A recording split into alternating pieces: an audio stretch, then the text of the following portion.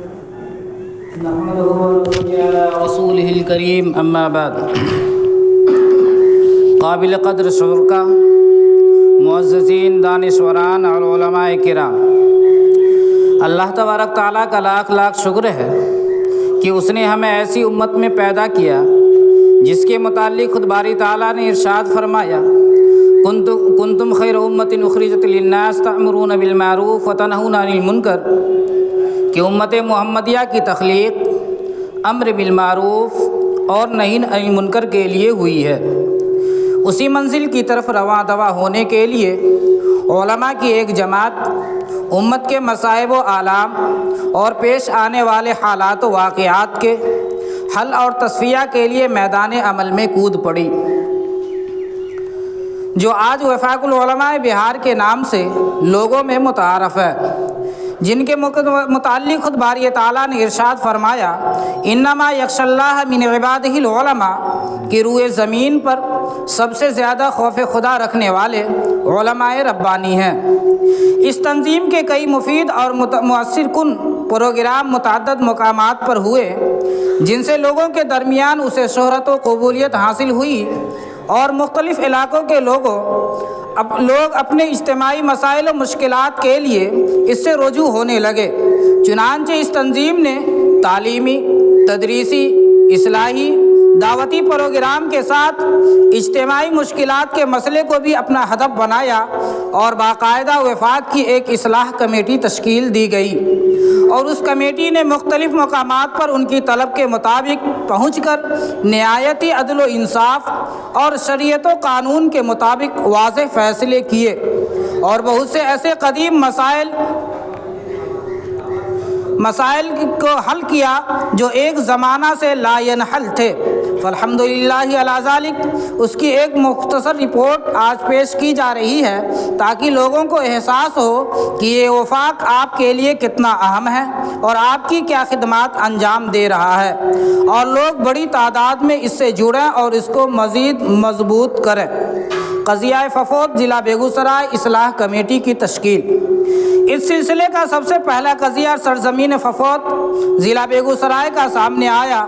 وہاں کا ایک وفد صفدر وفاق العلماء حضرت مولانا مفتی اختر امام عادل قاسمی بانی محترم جامعہ ربانی منورہ شریف کی خدمت میں حاضر ہوا اور اپنی دشواریوں کی ساری رودات سنائی۔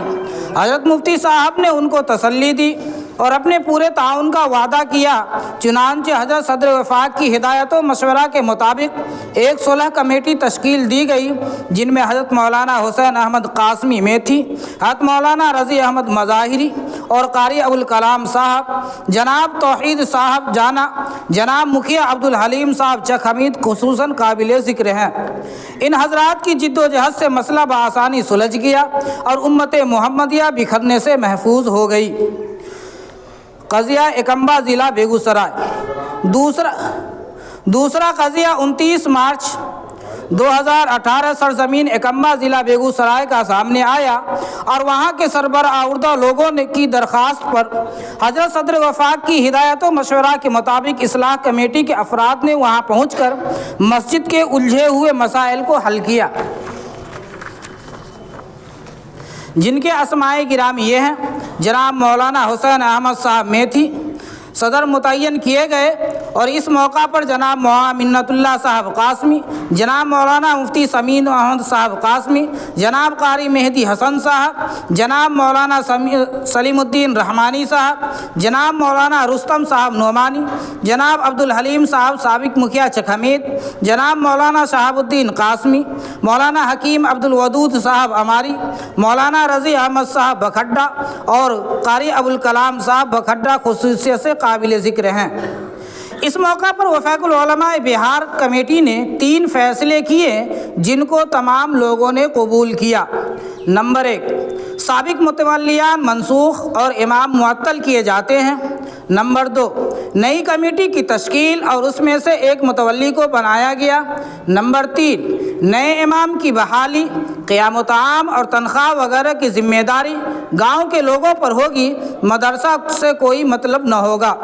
پھر ممبران مسجد منتخب کیے جانے کے بعد ایک نوٹ ثبت کیا گیا، 3 ماہ کے لیے مسجد گاؤں والوں کے حوالے کی گئی۔ اگر انتظام و انحصار صحیح نہ ہوگا تو مسجد مدرسہ کے سپرد ہو جائے گی۔ قضیہ 72 ضلع سمستی پور۔ تیسرا قضیہ بروز دوشنبہ یکم ذی الحجہ 1439 ہجری مطابق 13 اگست 2018 سرزمین 72 کا ہے، جس میں گاؤں والے کے مطالبے پر صدر وفاق کی ہدایت پر اصلاح کمیٹی کے افراد تشریف لے گئے، جن میں مولانا حسین احمد صاحب قاسمی میتھی صدر متعین کیے گئے۔ علاوہ ارکان جناب عبدالحلیم صاحب سابق مکھیا چک حمید، مولانا حکیم عبدالودود صاحب، مولانا رضی احمد صاحب، حاجی توحید انور صاحب جانا وغیرہ تھے۔ گاؤں کے لوگوں 2 گروہ میں تقسیم تھے، چنانچہ اصلاح کمیٹی کی کاوشوں اور جد و جہد کی بنا پر دونوں فریقوں کو ضم کیا گیا اور از سر نو ایک کمیٹی بنائی گئی اور اسی میں سے ایک شخص کو متولی اور ایک کو نائب متولی منتخب کیا گیا۔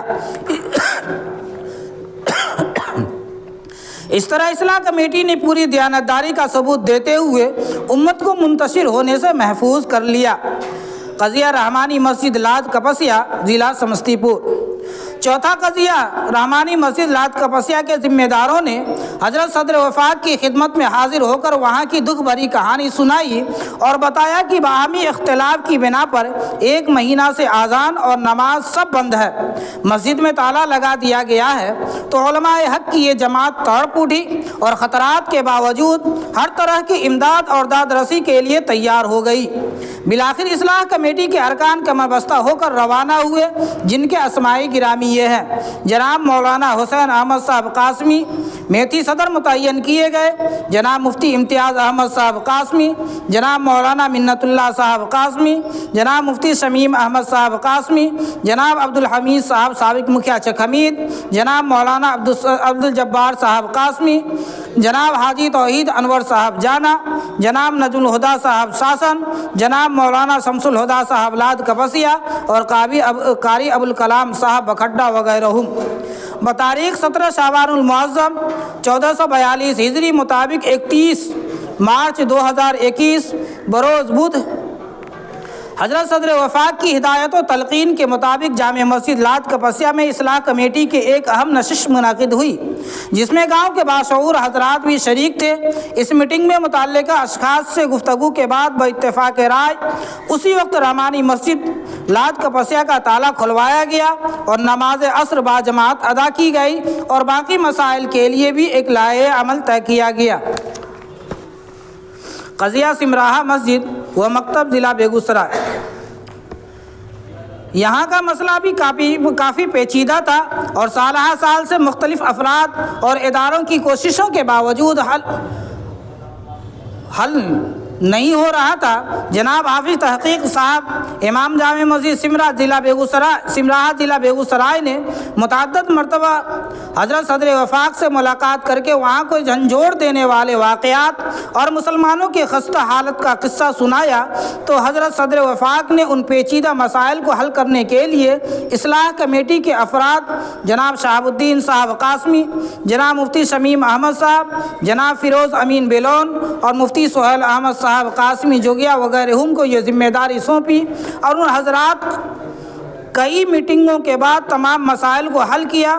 مسجد میں جانے کے لیے کوئی راستہ نہیں تھا، جس کی وجہ سے نماز باجماعت متاثر تھی۔ زمین حاصل کی گئی، دیوار بنائی گئی، مقررہ امام کی تنخواہ کا نظم نہیں تھا۔ وفاق کی طرف سے تقریباً 6 ماہ تک ان کی تنخواہ کا نظم کیا گیا تاکہ اس دوران حالات معمول پر آ جائے۔